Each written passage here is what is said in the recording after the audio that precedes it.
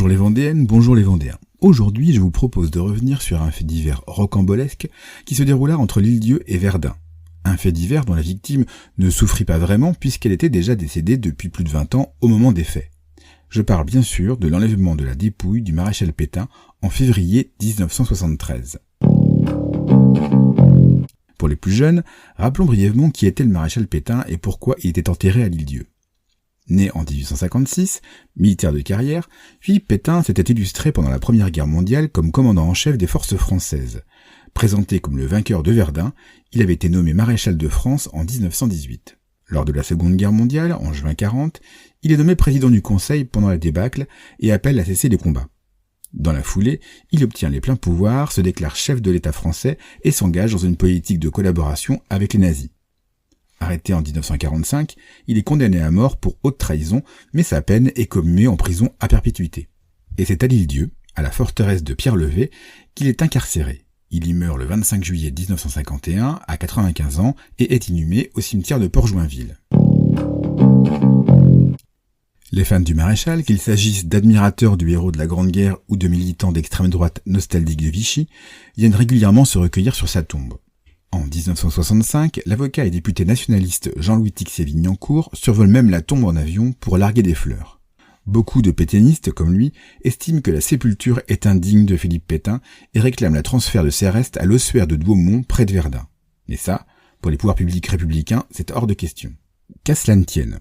Faute d'autorisation, en cette année 1973, une bande de pétainophiles va s'accorder le droit, l'extrême droit même, de déplacer le corps. C'est ce que Jean Tarot, le fossoyeur du cimetière de Port-Joinville, découvre le lundi 19 février au matin.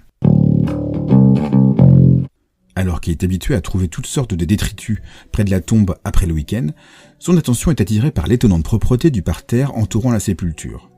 Un rapide examen lui permet de voir que la pierre tombale a été déplacée de quelques centimètres. Il prévient immédiatement la mairie et la gendarmerie. À 15h30, le procureur de la République dépêché sur l'île fait ouvrir le tombeau. Comme on le craignait, le cercueil a disparu. L'enquête mobilise immédiatement de nombreux gendarmes, mais pendant 2 jours, c'est le grand flou.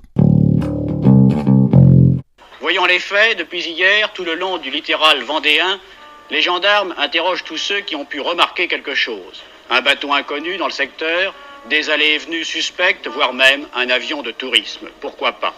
Les habitants de Port-Joinville, dont les maisons sont proches du cimetière, n'ont apparemment rien vu, rien entendu. La seule certitude, c'est que l'enlèvement s'est déroulé dans la nuit du dimanche au lundi, puisque la tombe était intacte le dimanche soir et que le ciment utilisé pour camoufler le méfait était encore frais. Un voisin du cimetière explique également que ses chiens ont aboyé pendant 3/4 d'heure vers 2h du matin. Ce qui est sûr, c'est que les kidnappeurs ont un certain culot, puisque les fenêtres de la gendarmerie donnent sur le cimetière et qu'il faut un certain sang-froid pour ramener un cercueil sur le continent sans éveiller l'attention. On ne sait d'ailleurs pas si le cercueil a quitté l'île. On se doute en revanche que l'affaire a probablement un lien avec les revendications concernant le transfert de la dépouille à Douaumont. L'ossuaire est mis sous surveillance renforcée. La piste la plus sérieuse évoque une estafette bleue arrivée le vendredi matin par le bateau Fromentine-Port-Joinville et repartie le lundi matin. L'affaire, qui a un retentissement national, prend un nouveau tournant le mercredi 21 février, quand un certain Hubert Massol convoque la presse au Café Cristal à Paris. Le jeune homme de 36 ans, militant d'extrême droite, se présente comme le chef du commando qui a enlevé le cercueil. Il demande solennellement au président Pompidou de s'engager à exposer le cercueil dans une crypte des Invalides avant de le transférer à Douaumont. Il précise que s'il est arrêté, on ne retrouvera jamais le cercueil. Il est arrêté à la sortie du café et le cercueil est retrouvé, caché sous des matelas dans un garage de Saint-Ouen. Alors que s'est-il passé réellement ? On découvrira que les commanditaires de l'opération sont l'avocat d'extrême droite Jean-Louis Tixier-Vignancourt et François Bou de Casson, ancien député de la Vendée et fonctionnaire de Vichy. C'est bien l'estafette bleue, identifiée par les gendarmes, qui a servi à l'opération. Elle est arrivée sur l'île le vendredi matin avec à son bord Solange Bosch, ça ne s'invente pas, une commerçante de l'Essonne qui prétend venir sur l'île pour participer au marché. Elle est accompagnée d'Armand Garot qui se dit être son mari. Solange repart discrètement sur le continent. Les autres membres du commando arrivent sur l'île pendant le week-end. Ce commando était composé de 5 personnes. Hubert Massol donc, mais aussi Pierre Garot, un ancien parachutiste, son père Armand Garot ainsi que Michel Dumas, un marbrier et 2 anciens légionnaires, Tout ce petit monde loge à l'hôtel des voyageurs, l'établissement de leur complice local, Gilles Nolot, où résidait la femme du maréchal Pétain pendant sa détention. Comme l'enquête le pressentait, c'est bien dans la nuit du dimanche au lundi que le cercueil est subtilisé et par le bateau du lundi matin qu'il rejoint le continent. Le commando fait une pause chez François Boutcasson près de Chaland.